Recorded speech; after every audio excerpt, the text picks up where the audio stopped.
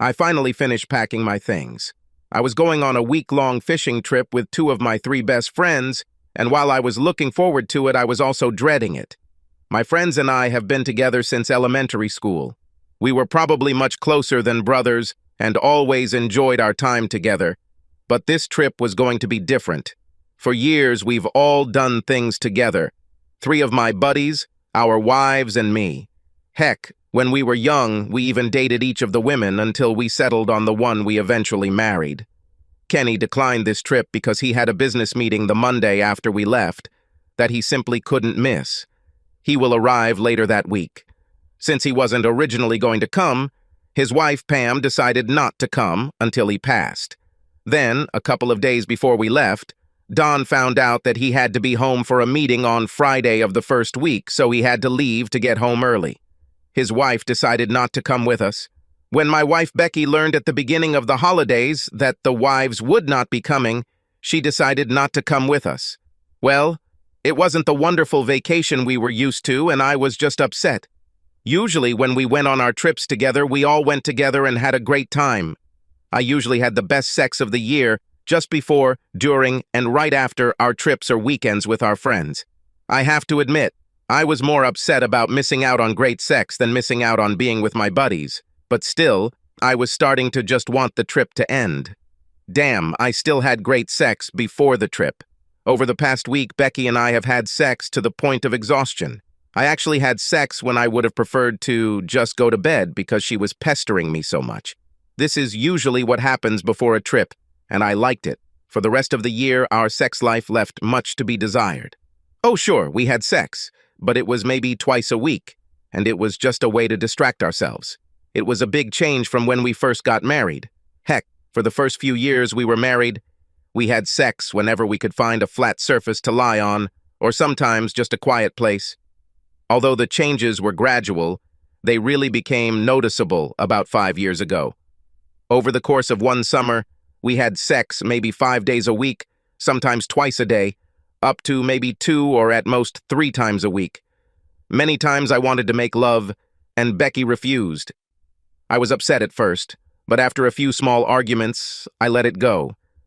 If she refused me long enough, I would take matters into my own hands and deal with my desires myself. Anyway, I was at that point that Thursday night.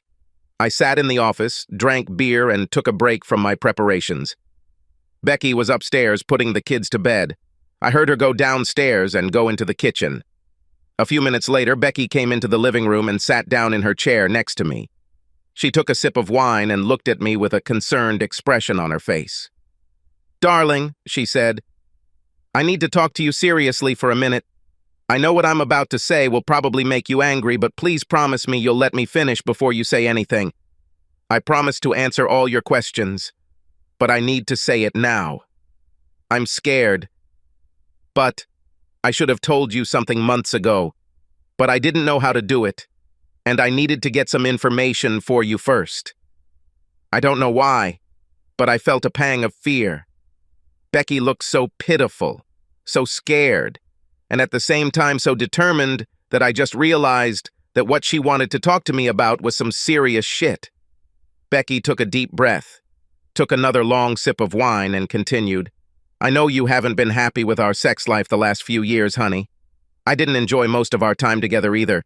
Davy, I love you to death, but, well, honey, you just don't turn me on sexually like you used to, and, David, I want to stay married to you. You are a great father, a wonderful provider and friend, but I need more than you can give me in bed." I felt myself begin to boil with anger. What did she say? I knew she didn't let me love her much anymore, but what the hell was going on last week? I knew I had really hit a nerve with her. I opened my mouth to respond when Becky continued. She raised her hand and said, "David, you promised to let me talk before you said anything." I clenched my jaw and forced myself to sit back in my chair as she continued. "David, I met a man, a person whom I have known for some time, who completely fascinates me, and I cannot live the way we lived in the past. I intend to have sex, make love to him, and I didn't want to run behind your back while I was doing it. I will still care about you, but, well, I need you to know that you may not get as much as you think you should. I just don't like being with you sexually, and I need to be with him. He makes me feel alive. It's like when we first got married, I can't get enough of him, and I jumped out of my chair and started yelling at her. "You're a cheater, bitch! How could you—" Becky stood up and jumped in front of me. She pushed me away, and I fell into a chair. She stood over me and continued, "Shut up! I told you that you wouldn't like what I had to say, but you promised to listen to me before you said anything. Now shut up and listen." I sat in shock, and she stood and looked down at me. She continued, "I've consulted with Don about divorce laws in this state, and you can't afford to divorce me. Honey, you just have to accept that I will be with my new man. If you divorce me, I will receive at least 2/3 of your salary for alimony and child support. The court will award me the children and the house, because I need them to care for the children. I'll get half the savings and your retirement account.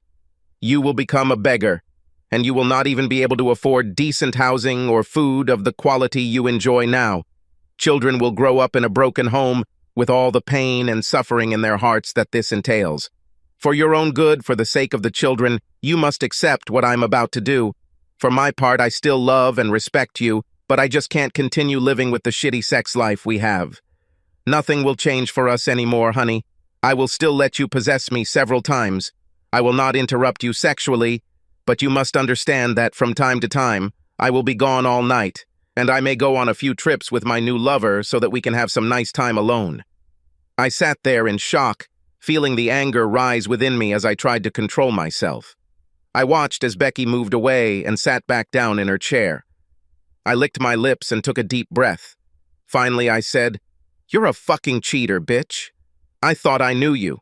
I thought you loved me. But now you're breaking my heart with this. How long have you been cheating on me? Who is this bastard anyway?" Becky looked at me with some anger and said, "You won't help yourself by insulting me, honey. I hope you can get over your little grudge and we can live as we have for the past few years. I'm not going to tell you how long or when or even where.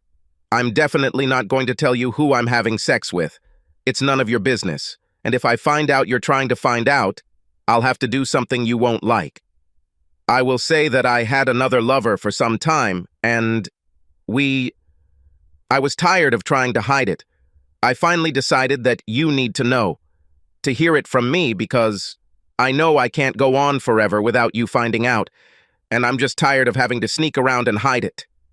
I'm tired of coming home early and cleaning up so you don't suspect anything. I'm tired of never being able to spend the night in his arms. This way I can tell you, I'm leaving, and you can watch the kids while I take care of my needs. As for telling you who it is, I'll say it again. That will never happen.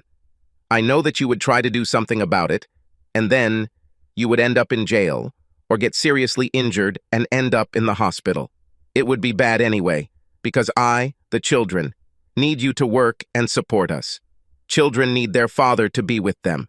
I guarantee that you will be prosecuted if you find out who my lover is and do anything to him or me. Measures have already been taken to ensure that you will be punished if you make any attempt to harm us." I was again shocked by how calmly Becky presented her information. She was so confident, so knowledgeable. It was obvious that this moment had been planned for some time. She had an answer to all my comments, to all my thoughts. I said, "Well, I better call the guys and tell them I'm not going on this damn trip. We need to clear up some things, and I have a lot to do." I reached for the phone, but Becky grabbed my hand. Becky looked me in the eyes and said, "No, you will go on this trip. The children will go to your parents as planned. I'm not going to be here alone for the next 2 weeks, and I don't want you to get hurt or try to figure out who I'm going to be with. You need this vacation to get used to it. I've taken measures to ensure that you actually go on this trip, and you won't be happy if you don't go. I can guarantee you will regret it if you change your plans this late. My friends and I have every reason for this. We have informants in the city and almost anywhere you want to go, and if you do anything to find out who my lover is, or make any changes in our lives, I will find out, and you will be processed. You just have to accept that I have this plan, and it will work for me. If you cooperate, I'll make sure you don't have a shitty life. You will live the same way you lived before." Becky walked over to the desk and took an inch-thick envelope from the drawer in which she kept her papers. She came back to me and handed it to me. Here. Just so you can trust me, we have prepared a written report of all your activities over the past month. Read this, and you'll see that we've got you covered. We know everything you do, and if you try to ruin our plans, we will find out about it and I will destroy you. And now, I'm going to bed. If you want me tonight, come over. You'll see that nothing really has to change unless you make waves. I sat in amazement. Who was this bitch? And what the hell did she do to my wife? I thought I knew her, and now I find out she was a scheming, cheating slut. I watched her walk up the stairs, her ass swaying seductively. She knew how wonderful, how sexy she looked, and she used it tonight. Although this time it didn't affect me at all. Finally, I opened the envelope and began to read. I was amazed. This report was so detailed that I couldn't believe it. Heck, there were things in it that I didn't even remember until I read about them and remembered them. It must have cost thousands of dollars. Was she connected to a millionaire or the mafia? According to the report, someone was watching me around the clock. Heck, they even recorded the fact that I got my shirt dirty one day at lunch, and what I dropped on it, and the time and cafe at which it was done. They recorded every time I watched a beautiful woman. Yes, I'm not dead yet. I'm actually watching, and whether I talked to her. It took me more than 2 hours to read the report. Then I sat down and thought about it. Hell, there were some things in the report that only I would know about. Once or twice, they listed things I had said when I was alone, or with one of my friends, or with Becky. Damn, was there a bug in my clothes or wallet? I sat and thought. I intended to get rid of the cheating wife I had, and I was not going to let her rape me in the settlement. But how would I do that? Damn, I needed to talk to the guys. Maybe they would have some ideas. After all, we've been friends since elementary school. Heck, we even dated the same women and slept with most of them together. I was pretty sure everyone had sex with Becky while we were dating. I mean, the way we all flirted with each other, you could tell we were closer than just friends. Oh my God. I wondered if Becky could have been with one of them. Shit. Now I was afraid to even talk to any of my friends. I mean, hell, if it was one of them and I started planning with them or asked for help, I would have warned them about my plans, and they could have stopped me before I even started. Would take revenge and get a divorce. Shit.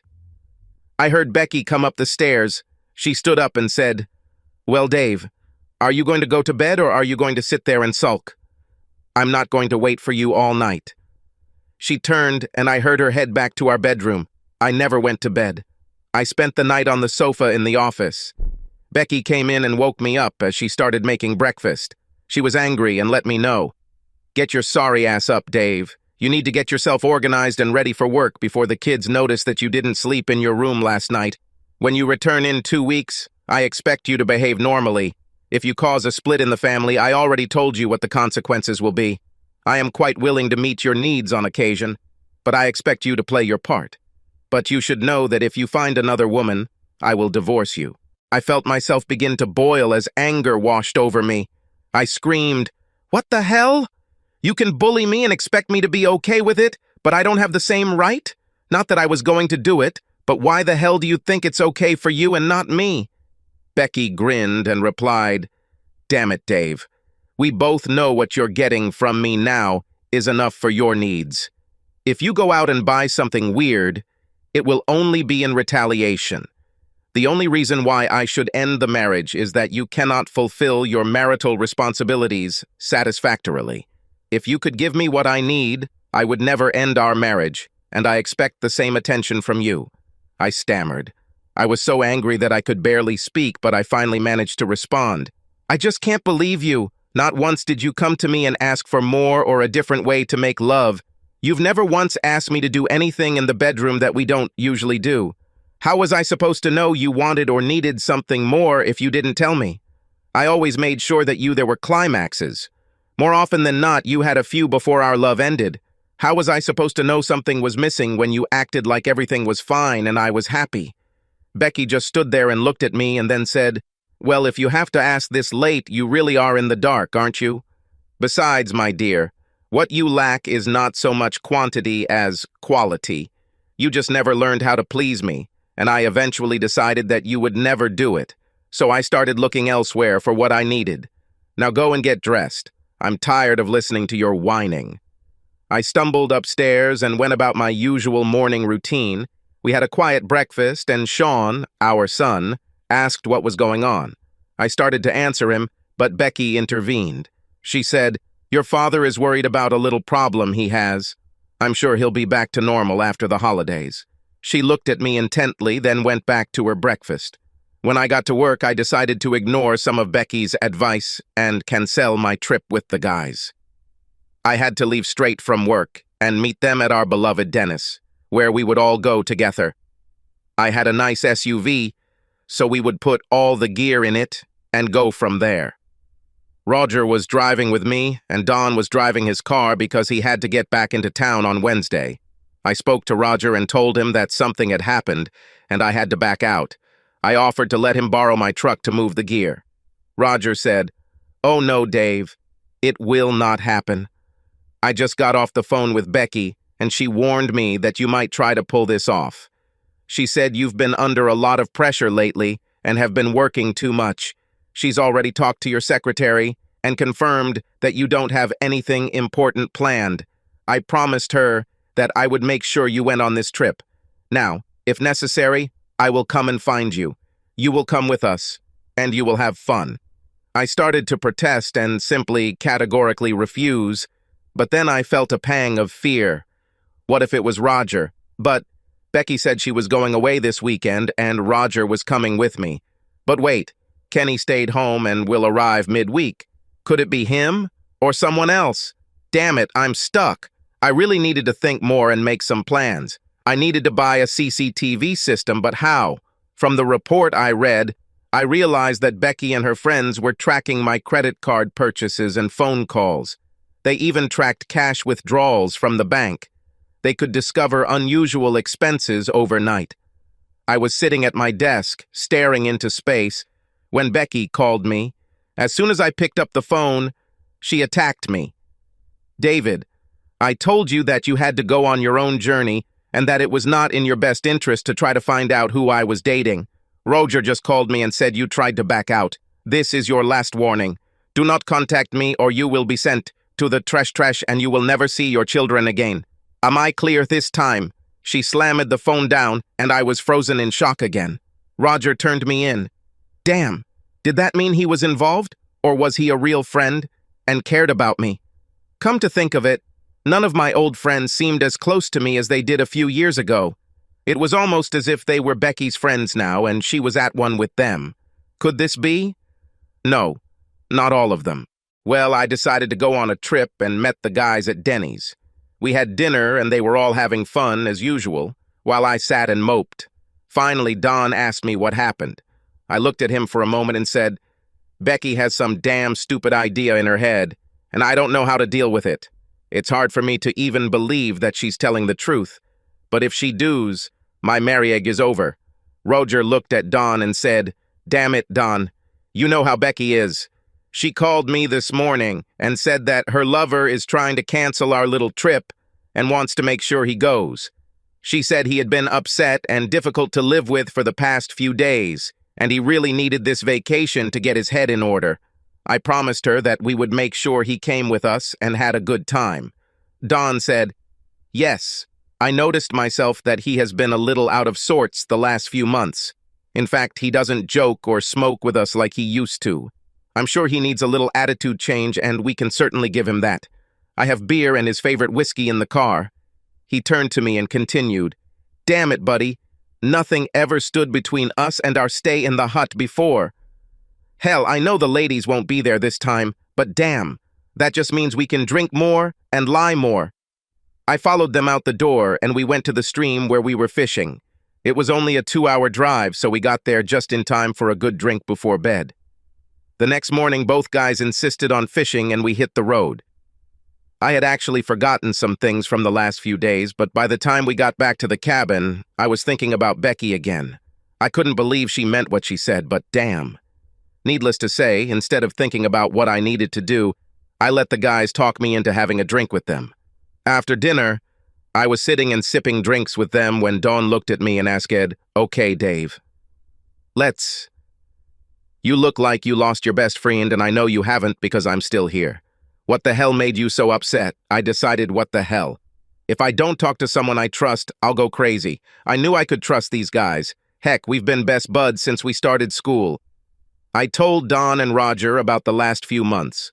Gosh, about the last 3 years of my marriage and my fading sex life. And then told them about Becky's amazing performance on Thursday night. After I finished, Don looked at me and said, "Damn it, Dave. Are you sure that's what Becky said?" Damn it. I can't believe she would say or even think something like that. We have known her for many years, and she is the kindest and most loving woman I can imagine. Yes, me too, but that's exactly what she said, as far as I remember. Is what she said really true? Don leaned back in his chair and said, "Well, Dave, I can't say what the divorce will be like, if that's what you're asking, but she's got a point. Like, if she actually does something that you say she wants to do, you really need to make a decision about how you're going to handle it. If she's acting standoffish, you need to ask yourself if this is a good thing, breaking up the family and causing emotional harm to the children and even you and Becky. The courts always side with the mother in custody cases. Unless she is proven to be unfit in some way, you will lose your children. She's right that you'll have to support the kids until they reach adulthood, and you'll also be expected to help with college admissions. Since she doesn't work, you'd have to pay alimony until she remarries, and in all likelihood, you'll either lose your house to her or you'll have to sell it and give her half the money. You'd have to give her at least half your savings and your retirement account, so yeah, she's mostly right. There is a formula for calculating child support, and it usually does not benefit the supporting parent. The court has a strong interest in giving the children exceptional support, so you will likely lose at least 3/4 of your earnings to child support in the event of a divorce. You would also have to provide medical care for the children. Dave sat there in shock. Somehow, hearing his friend, who was a lawyer, say that was much worse than hearing Becky tell him that he would go broke if he didn't accept her sleeping around. I need to know. She won't tell me who she's with, and I need to know. When I find out, I will make sure she is no longer with him.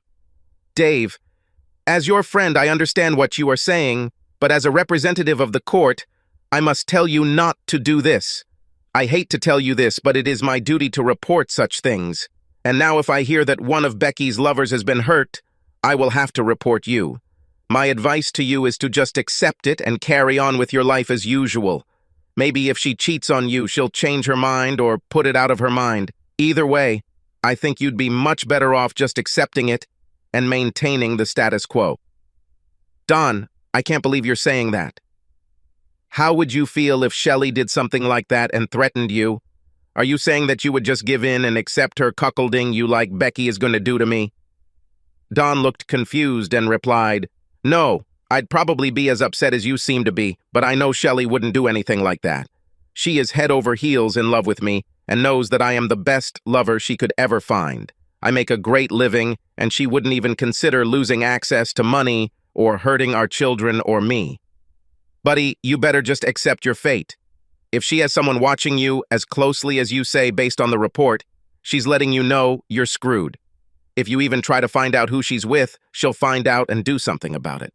Hell, from what you told me, she's got you so angry that she might even find out about this conversation. She knew where we were going, didn't she? Shit.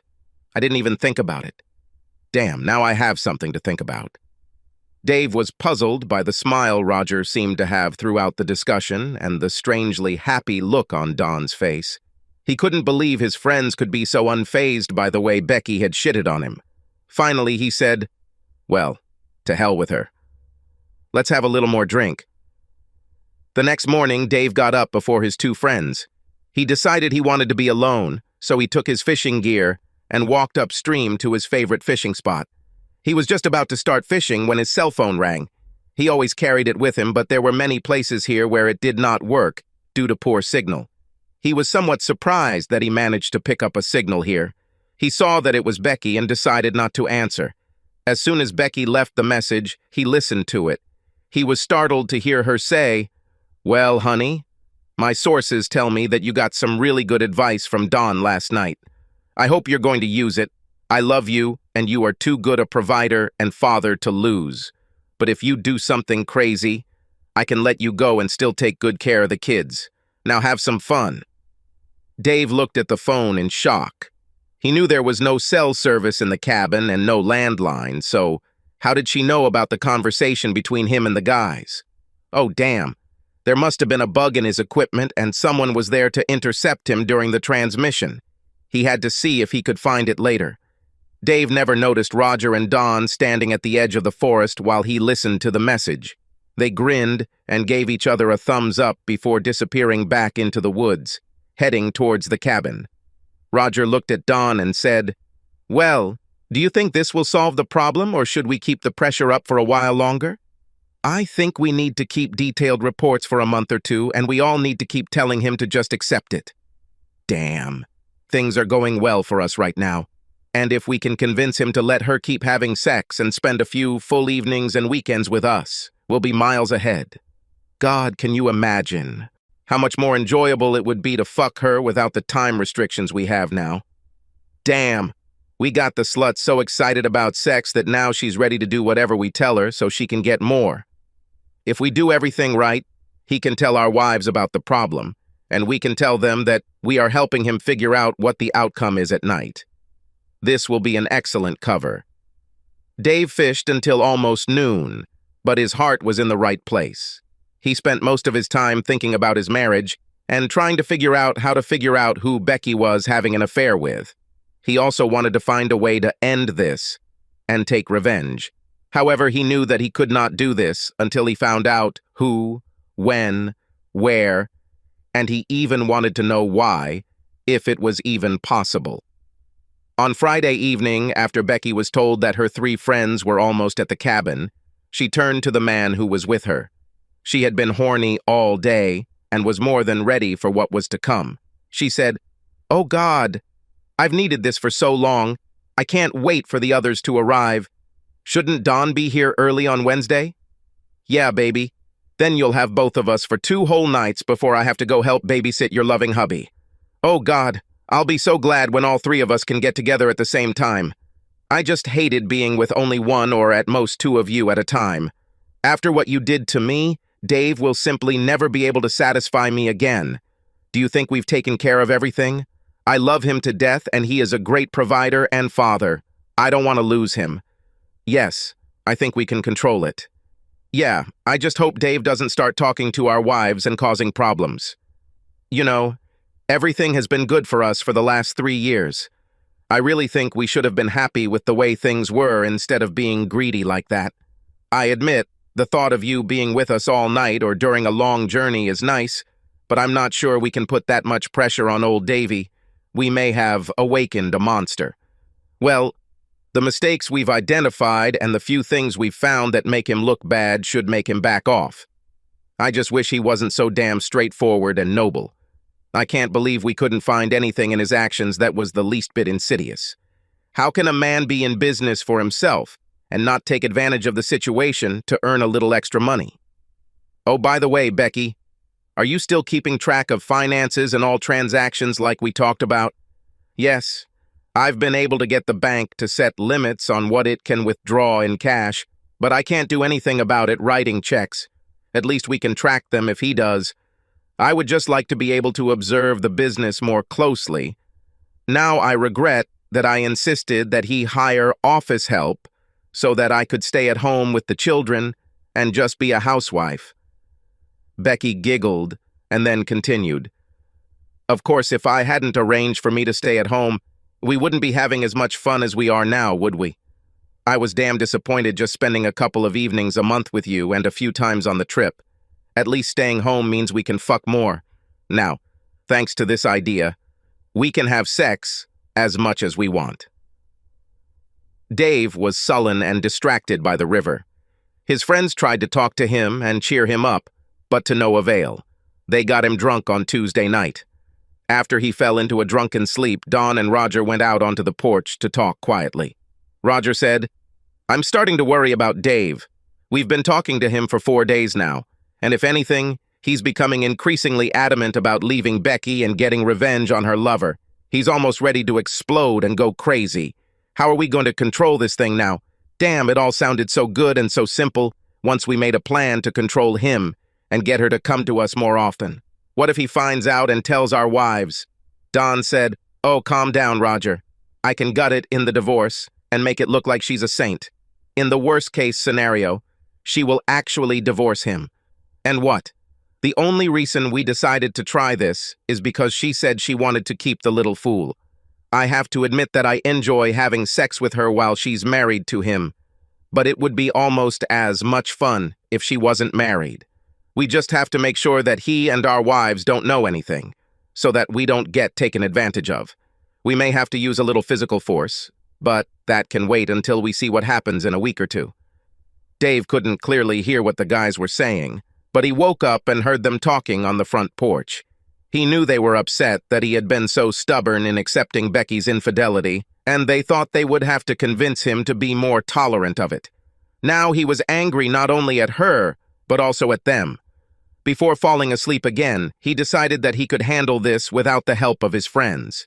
Over the next few days, Dave became increasingly distant from his friends. Roger and Kenny started to get really worried when all he said about the situation was, "I'm going to find out who this bitch is cheating on me with, and they're going to pay big." Finally, the day came when they had to return home. Roger rode with Dave again. There was no talking in the truck. Kenny drove his car, and once they got to an area with good cell service, he called Don. Don and Becky sat in Dave's living room and listened to Kenny report on Dave. "He's seething with anger. If anything, he's angrier and more determined to make us pay than he was when I got to the cottage. I don't know what to do, but I suggest we cool it down until he calms down. If he catches us, it could lead to trouble." Becky sat there in shock. Tears were streaming down her cheeks and she was almost choking. Don sat with his jaw clenched, his face red with anger. After they talked to Kenny for another minute or two, he hung up and Don turned to Becky. He pulled her towards him and began to calm her down. He said, "Becky, you don't need to worry. I didn't want to play hard unless I had to, but it's starting to feel like we have no choice. See how it turns out this weekend and let me know on Sunday night. If it looks like he's going to cause trouble, we'll file a report on Monday. I can freeze all your personal accounts, and I think I can freeze business accounts, subject to court approval of all expenses. We can convince the judge that he can fleece you and destroy the business if we don't get control of it." Dave walked into his house late Friday night and saw Becky sitting in the living room. Her eyes were red as if she had been crying. She looked relaxed, like after a long time of sex. She was wearing one of his shirts and nothing else. Passing through the room, he saw the remains of sex on her body. He felt himself trembling with anger. She looked at him as if she wanted him to see and comment. Dave glared at Becky and walked past her without saying anything. She followed him into their bedroom, and when he got into the shower, she tried to come in with him. He pushed her out and said, "Get your used ass out of here. I was hoping to go home and sort this out, but after seeing you tonight, I knew that was impossible. You may destroy me, but I guarantee you that I will eventually get my revenge on you and your lover or lovers." After he cleaned up, Dave quickly gathered up all of his belongings that he could stuff into his truck. He heard Becky talking on the phone as he went in and out of the house. One of the last things he did was try to use the computer to transfer money from their joint accounts. He discovered that he was locked out because the password had been changed. His jaw clenched in anger. He turned to see Becky watching him.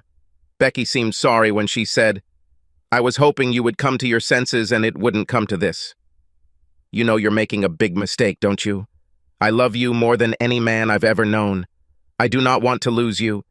If you keep this up, you'll lose the business and everything we've worked for. Just so you know, I hired Don as my lawyer. I just talked to him and told him how you behaved. He will contact you." Dave was shocked. He knew Don was her friend too, but damn, he was his friend and had been his lawyer since he started practicing. He couldn't believe Don could do this to him.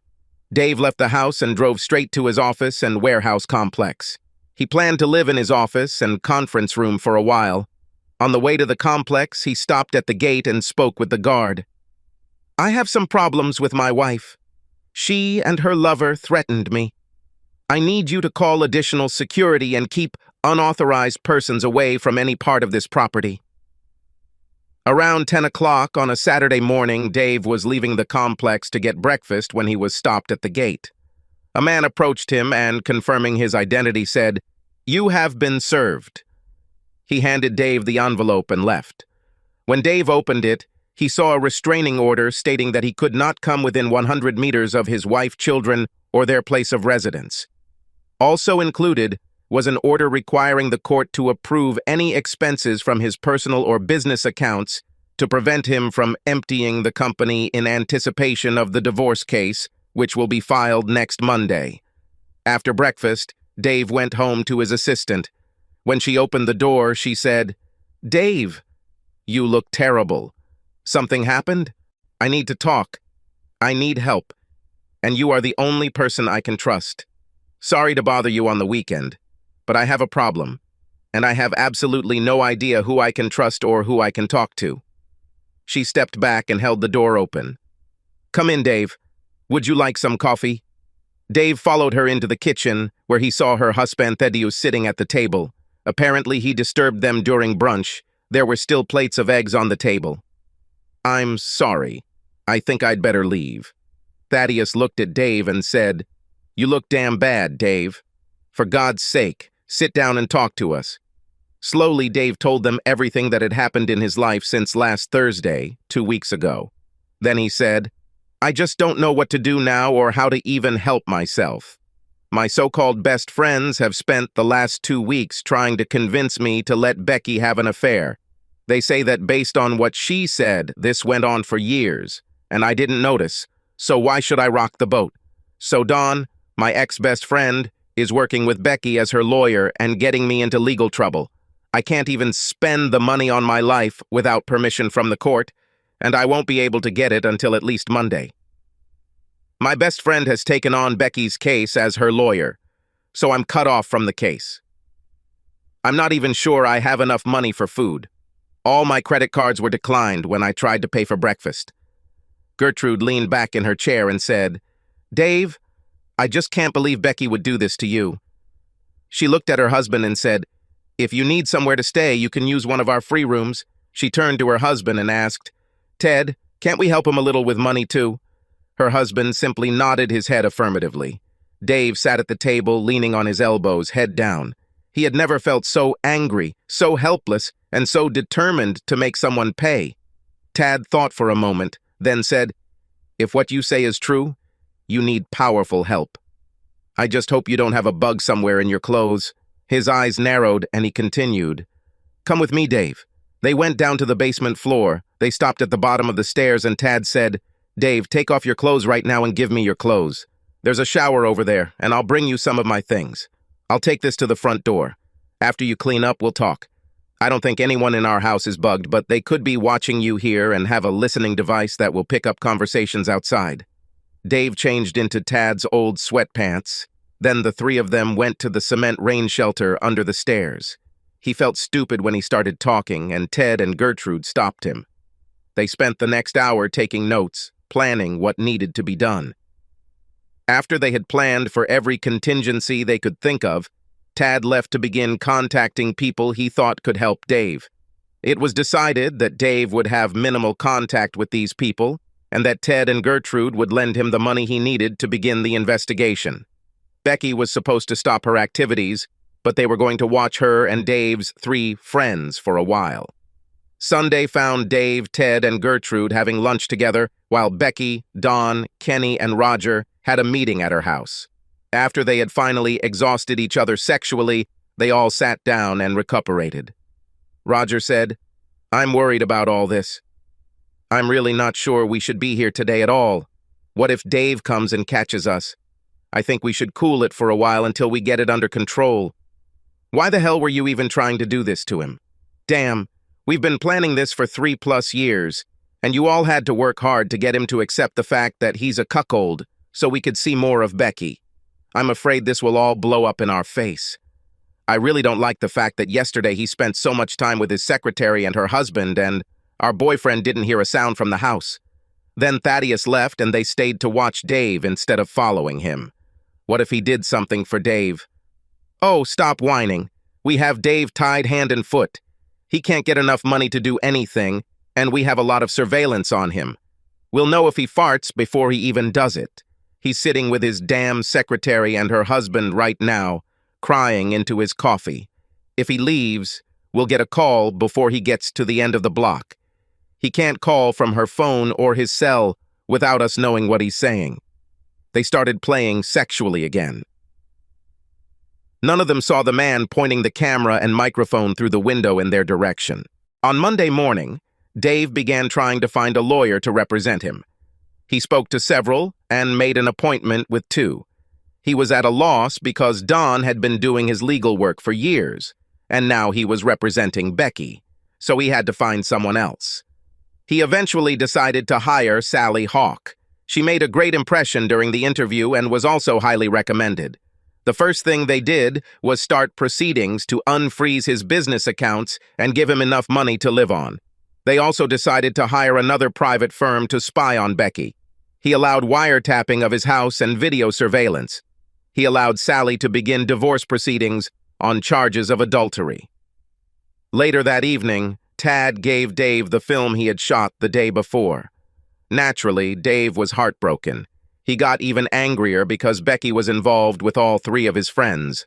At least now he knew who his opponents were. The next morning, he went to his office and made 5 copies of the CD. He sent one to each of his friends' wives, his lawyer, and kept one for himself, plus put the original in a safe deposit box. He also posted the videos on several amateur adult sites on the internet, using the real names of all participants. He set up the site as a pay-per-view and money was transferred from an account to a bank in the Cayman Islands. He smirked because apparently Don had forgotten that he had given him the key to his office, and Dave had set up the site from there so that when he was tracked down, good old Don would take the blame. Several of Becky's friends and family members received photos of her in action via email. This was all done from the free computers in the college library, so he couldn't be blamed for it. He thought about using Don's office for that too, but then realized that Don would never do something like that, so it would look suspicious. Using the college computers was really easy. He had done this many times in the past and had never been caught. They were supposed to be for students only, and you had to use your student ID and password to log in. Almost every time he walked into the library or one of the computer labs, he found a computer that had been left on. He was using someone else's login, and even if the usage was traced back to the college, it was traced back to that student, not him. The local college didn't use security cameras, so he didn't even have to worry about being photographed in the area. Dave had a lot of fun on Wednesday answering phone calls from people who had seen the video. Later that evening, Becky called him in tears. She said, "How could you do this? I thought you loved me. I told you it would only be sex because you couldn't give me what I needed. How could you ruin my life like that?" Dave laughed and said, "Rebecca, I didn't ruin your life, you did. I am simply carrying out the retribution I promised you if you actually carry out your plans. Of course, I'm sure you've been cheating on me for a while, now that I think about it. Of course, there were many cases when one of the guys became convinced that I was not at home and returned late. Over the past few years, I've seen too many things that didn't add up then, but make sense now. By the time I'm done with you and these assholes, you'll regret the day you did this." Later that day, he received a call from his sister, Becky. She said, "Poor stupid bastard. I see you have finally found out about your ideal wife. I'm guessing you sent the damn video. Now I think she and I can share the boys. I didn't know she was doing them until I got this." He felt himself shudder when she hung up. For the rest of the night, he heard her maniacal laughter. Don also called, and as soon as Dave answered the phone, he started yelling at him. When Dave heard who it was, he misled him.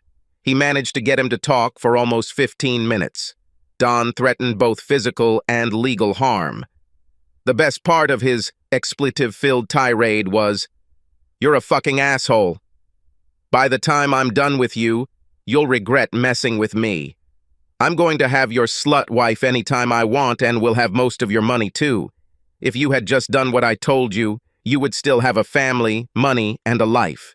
Now, after I break you, I'll make the boys fuck you. I've been having sex with this little slut since high school, and I'll be having sex with her long after your history, you son of a bitch. I hope you like living in the ghetto, because that's where you'll end up when I'm done with you.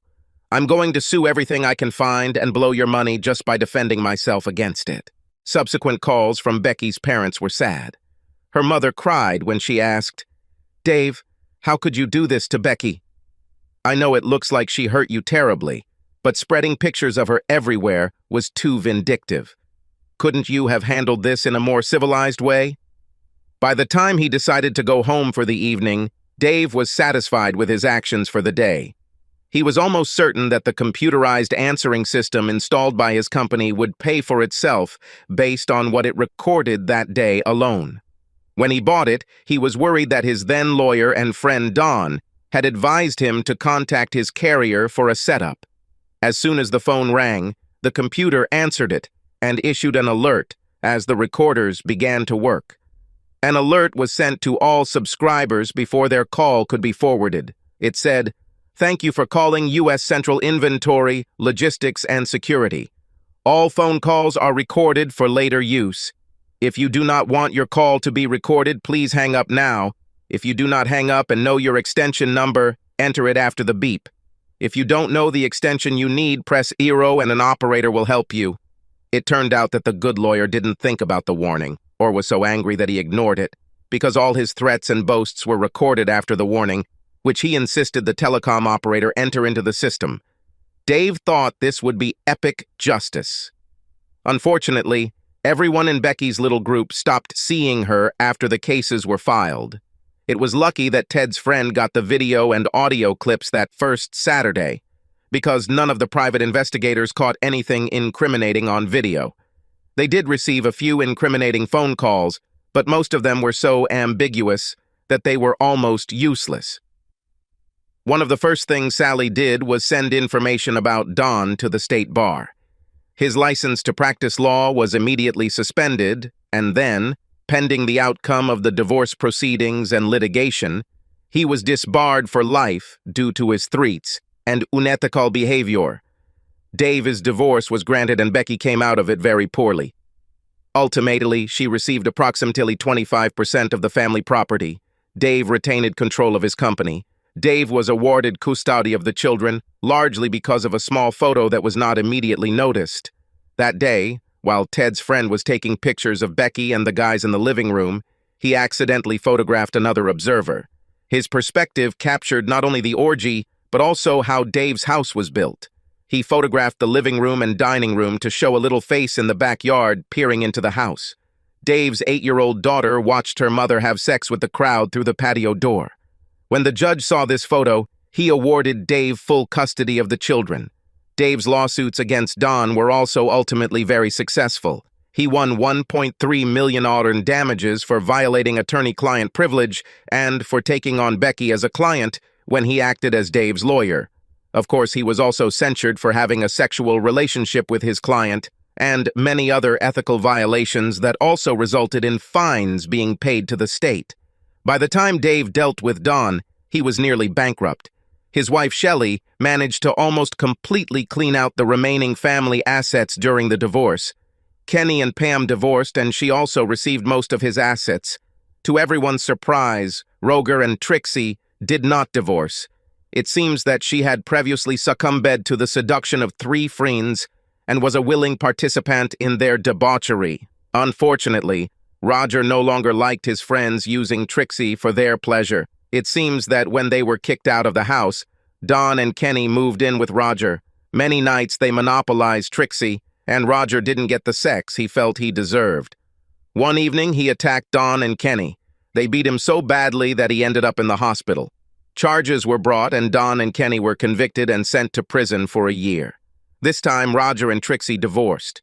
Dave sat in his office almost a year after his affairs had been settled. She and Gertrude were discussing the latest article about Don, Kenny, and Roger fighting over Trixie. She asked, "Dave, have you ever talked to Rebecca? I know she can visit the children under court supervision." Dave looked at her and said, "No. We only talk when it's necessary, and when it's only a necessary conversation about the kids. I have no desire to talk to her, and if I could get out of this, I would never see or hear from her again. I'm just curious. I mean, for years I thought you were the perfect match, and then, well, I just always wondered if you found out why she did it. I just can't understand why a woman who loves her husband would do what she did. Dave sat for a moment, looking at Gertrude. He felt his stomach tighten, and then he clenched his jaw and bit his upper lip. He opened the bottom drawer of his desk and pulled out a folder. He passed it across the table to Gertrude and said, "I don't know why I kept this letter. I don't even know why I agreed to read it. Do you remember about 7 months ago when Becky's mother came into the office crying? She handed me this letter and insisted that I read it before she left, which I did." Gertrude opened the folder and read the following. "My dear David, I know you think that I no longer have the right to call you my dearest, but you are still the only man I love. I know that I have lost you forever, but I need to open my soul to you. I know I caused you irreparable pain, but that was never my intention. I didn't mean to hurt you at all. I never intended to cheat on you either, but I did. I know you knew that I made love to all 3 of our friends when we were dating in high school. I know that you also made love to all 3 girls. It never bothered any of us.